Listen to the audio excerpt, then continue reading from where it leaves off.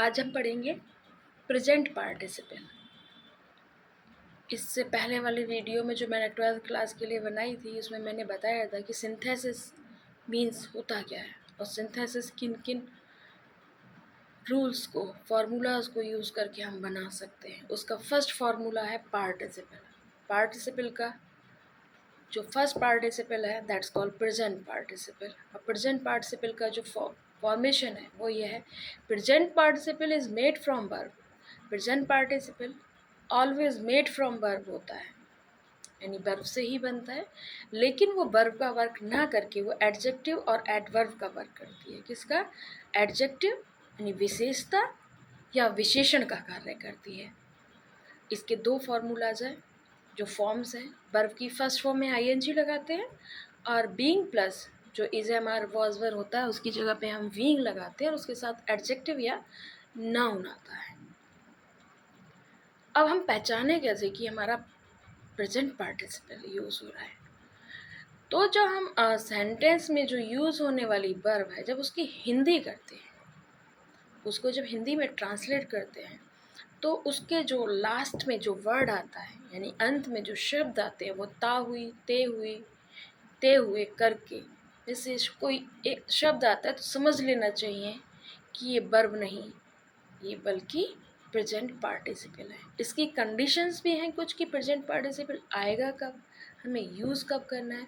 जब दो सेंटेंस या दो से ज़्यादा सेंटेंस एक ही सब्जेक्ट के द्वारा किए जा रहे हों, एक ही समय में किए जा रहे हों, सेंटेंस में जो भी कार्य हो रहा है वो एक ही सब्जेक्ट के द्वारा किया जा रहा हो कार्य, और एक ही समय में किए जा रहे हैं वो सारे कार्य, तो देखिए इसका जो तरीका है, एक कार्य जारी है, अब उसने दूसरा भी काम करना शुरू कर दिया है, तो ऐसे टाइम में हमारी जो यूज़ होती है वो होती है प्रेजेंट पार्टिसिपल। अब जिसमें मैंने वर्ब की फर्स्ट फॉर्म प्लस आईएनजी के कुछ एग्जांपल्स आपके सामने यहाँ पे रखे हैं, जैसे I saw a lion, I ran away, मैंने एक शेर देखा, मैं भाग गया। अब हिंदी देख करेंगे तो क्या, शेर देखकर मैं भाग गया। तो सीइंग अ लायन यानी वर्ब की फर्स्ट फॉर्म प्लस आईएनजी, आई रैन अवे। सॉरी, ये इसमें यहाँ पर सीइंग में जी नहीं लगा हुआ है, मिसप्रिंट है, तो इसका जो स्पेलिंग है वो है SEEING, seeing a lion, comma I ran away. जो जिसके टेंस है उसमें देखा हमने I saw a lion, full stop, I ran away. अब जो सेकंड हमने जो इसका एग्जाम्पल सॉल्यूशन किया है उसमें हमने फुल स्टॉप नहीं लगाया, कॉमा लगाया। कॉमा लगाने का मतलब ही समझ में आ जाता है कि ये एक ही सेंटेंस है, और ऊपर वाला जो फुल स्टॉप देख के समझ में आ जाता है कि वो दो सेंटेंस है। हमने इन सेंटेंस को कंबाइन कर दिया। ही हियर्ड अ क्राई, उसने एक रोने की आवाज़ सुनी, ही केम आउट, तो hearing a cry, comma he came out, रोने की आवाज़ सुनकर वो बाहर आ गया। ये था वर्ब की first form plus ING. Second है फ्रेज के रूप में जब वो काम करता है। अ गर्ल केम टू मी, एक लड़की मेरे पास आई, she had a basket on her hand, उसके हाथ में टोकरी थी। तो एक लड़की मेरे पास आई हाथ में टोकरी लिए हुए, इसको इंग्लिश में कैसे ट्रांसलेट करेंगे? A girl came to me having a basket on hand. Second है I saw a dog, he was limping in the street. तो I saw a dog limping in the street. अब हम कुछ sentences में while का भी use करते हैं, वाइल के साथ पार्टिसिपल का यूज़ करते हैं, को जब यूज़ करते हैं जब हमारे सेंटेंस में ऑब्जेक्ट अवेलेबल ना हो। जब हमारे सेंटेंसेस में ऑब्जेक्ट ही ना हो तब हम वाइल का यूज़ करते हैं। जैसे I am reading, I fell asleep, मैं पढ़ रहा था, मैं सो गया। तो वाइल रीडिंग, जब पढ़ रहा था, I fell asleep। And second, she was sleeping, she began to murmur something, वो सो रही थी, वो कुछ बड़बड़ाना शुरू कर दिया। तो सोते हुए उसने कुछ बड़बड़ाना शुरू कर दिया। अब जो फोर्थ है वो ये है कि नाउन से पहले एक वर्ड के रूप में आके एडजेक्टिव का कार्य करना। नाउन से पहले आके जो पार्टिसिपल है वो एडजेक्टिव का कार्य करता है, यानी विशेषता का कार्य करता है। You can drink this water, आप इस पानी को पी सकते हैं।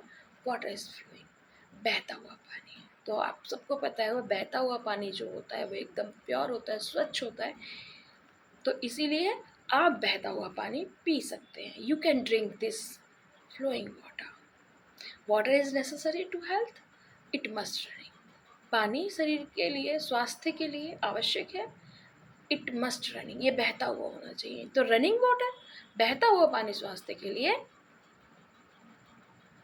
अभी हमने पहले बताया है कि एक वर्ड के रूप में पहले आकर, अभी यहाँ पे एक वर्ड के रूप में बाद में आकर के।